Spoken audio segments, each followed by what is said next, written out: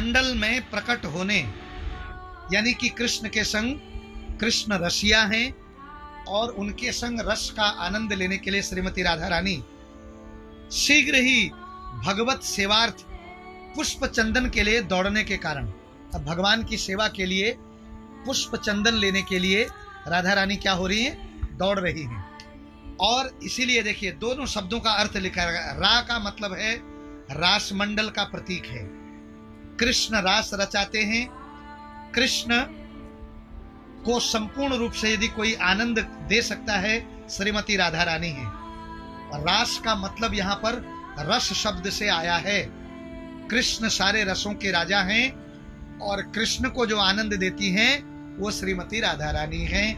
रसीली, रसिया की रसीली, जो रसीली हैं वो राधा रानी। इसीलिए रा शब्द का जब राधा शब्द को अर्थ करेंगे तो रा का मतलब रास मंडल और धा का मतलब है दौड़ने का निर्देश करना, यानी कि भगवान के एक मूल रूप से दो रूप प्रकट होने के संबंध है।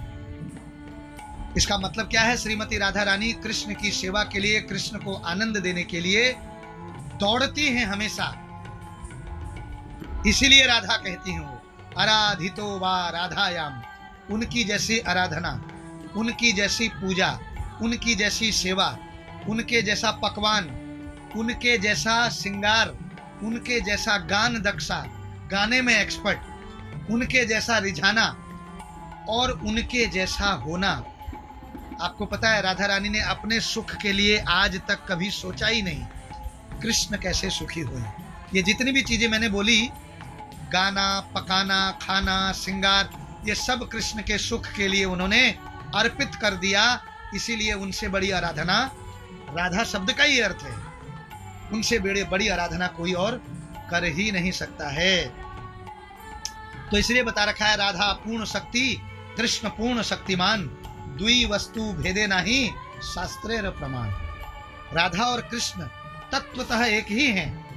राधा स्वाभाविक रूप से कृष्ण की शक्ति है, याद रखना, और अग्नि की दाहिका जैसे राधा कृष्ण की स्वरूप शक्ति है। और उष्मा को आग से अलग नहीं किया जा सकता है। कोई बोले आग में ताप नहीं है तो हम कैसे मानेंगे वो अग्नि है? अग्नि तो ताप देती है, उष्मा। उसी प्रकार उसी तरह राधा को कृष्ण से अलग नहीं किया जा सकता है, क्योंकि कृष्ण ही एक थे और दो बन गए, आनंद लेने के लिए दो बन गए हो। क्योंकि बिना दो हुए आनंद नहीं आएगा, तो ये दो होकर के आनंद मिलता है कभी भी। तो ये जो है कृष्ण जो है एक थे दो बन गए, इसलिए उसी तरह राधा को कृष्ण से अलग नहीं किया जा सकता। शक्ति और शक्तिमान एक ही वस्तु हैं, उनमें कोई अंतर नहीं। उसी प्रकार श्री राधा कृष्ण एक अर्थात अभिन्न तत्व हैं। कृष्णेरो अंतरंग अनंत शक्ति ताते तीन प्रधान, चित्त शक्ति, माया शक्ति, जीव शक्ति नाम। अंतरंगा बहिरंगा तटस्था कही जा रे, अंतरंगा स्वरूप शक्ति सबारो परे। मतलब कृष्ण की अनंत शक्तियों में तीन प्रधान हैं, चित्त शक्ति, जीव शक्ति और माया शक्ति। इनको क्रमशः अंतरंगा, बहिरंगा और तटस्था शक्ति भी कहते हैं। असंख्य शक्तियां हैं कृष्ण के पास में, वो और भी नई नई शक्तियां बना सकते हैं। वो कोई लिमिटेड कंपनी नहीं है, अनलिमिटेड कंपनी है, असीमित। और इस सीमित बुद्धि, सीमित ज्ञान, सीमित आंखें, सीमित कानों से हम कृष्ण को नहीं समझ सकते, क्योंकि वो असीमित हैं। ये भी याद रखना।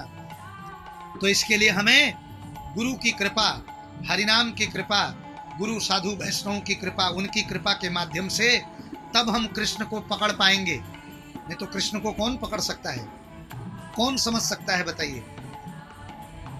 तो बता रखा है अंतरंगा, बहिरंगा, तटस्था शक्ति। इसमें अंतरंगा स्वरूप शक्ति जो खुद की शक्ति है वो सर्वश्रेष्ठ शक्ति है। वो अंतरंगा शक्ति कौन है? पराशक्ति का नाम चित्त शक्ति, क्षेत्रज्ञा शक्ति का नाम जीव शक्ति और अविद्या शक्ति का नाम माया शक्ति। तो ये पराशक्ति कौन है? ये राधा रानी है, चित्त शक्ति। और क्षेत्रज्ञा बता रखा है जीव, आप और हम। और अविद्या जो है कौन है? वो तट यानी कि बहिरंगा शक्ति, माया शक्ति। तो कृष्ण प्रेयसी गण कृष्ण की शक्ति है। ईश्वरेर शक्ति है त्रिविध प्रकार, एक लक्ष्मी गण पूरे महिषी गण आर, ब्रजे गोपी गण आर सबाते प्रधान, ब्रजेंद्र नंदन जाते स्वयं भगवान। मतलब भगवान की शक्तियां 3 प्रकार की होती हैं। बैकुंठ में लक्ष्मियां, द्वारिकापुरी में महिषियां उनकी पत्नियां, और वृंदावन में ब्रज की गोपियां। और ये गोपियां सर्वश्रेष्ठ हैं। उसी प्रकार सभी भगवत अवतारों में भगवान ब्रजेंद्र नंदन श्रेष्ठ हैं। राधिका कृष्ण की पूर्ण शक्ति हैं। आगे, राधा पूर्ण शक्ति, कृष्ण पूर्ण शक्तिमान, द्वि वस्तु भेद नाही शास्त्र प्रमाण, मृग मद तार गंध जैसे अविच्छेद, अग्नि ज्वालाते जैसे कभू नाही भेद। राधा कृष्ण ऐसे सदा एक सब स्वरूप, लीला रस आस्वादिते धीरे धरे द्वि रूप। राधा पूर्ण शक्ति हैं, कृष्ण पूर्ण शक्तिमान हैं। शास्त्रों के अनुसार इन दोनों में कोई भी भेद नहीं है। जैसे कस्तूरी से उसकी सुगंध, उसकी गंध, और अग्नि से उसके ताप को अलग नहीं किया जा सकता, उसी प्रकार राधा और कृष्ण को अलग नहीं किया जा सकता है। जैसे दूध और उसकी सफेदी को कोई अलग कर सकता है? बोलो, दूध माना ही तब जाएगा वो सफेद होगा। समझ रहे? तो दूध और सफेदी ये दोनों ही एक स्वरूप हैं। केवल लीला रस आस्वादन करने के लिए, लीलाओं का आनंद लेने के लिए इन्होंने क्या किया है? 2 रूप धारण किए हैं। तो ये जो है राधा रानी का जो तत्व था वो मैंने आपको इस ढंग से बताया।